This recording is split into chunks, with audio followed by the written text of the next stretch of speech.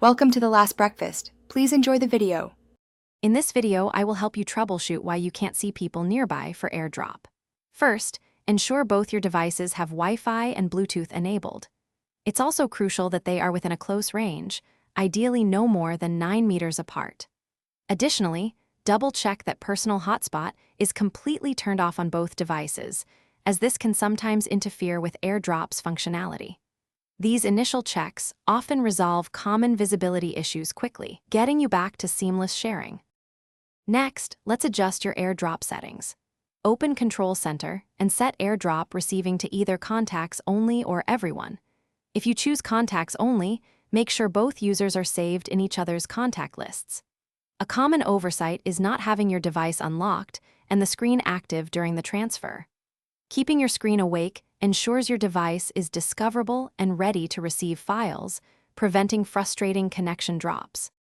Software can play a big role in connectivity. Confirm both devices are running the latest compatible operating system version, as updates often include important bug fixes. A simple soft restart of both devices can also work wonders, refreshing all network connections.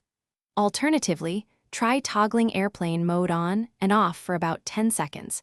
This effectively resets your wireless radios, often resolving minor glitches that prevent AirDrop from working correctly. If the problem persists, consider some advanced steps. Resetting network settings on both devices can clear out any corrupted configurations, though remember this will erase saved Wi-Fi passwords. Also, temporarily disable any VPN or firewall software, as these can sometimes block AirDrop's local network communication. If you've tried everything and still can't connect, don't hesitate to contact Apple support for personalized assistance. They can offer deeper diagnostics. Thanks for watching. If this was helpful, leave a like and consider subscribing. See you next time.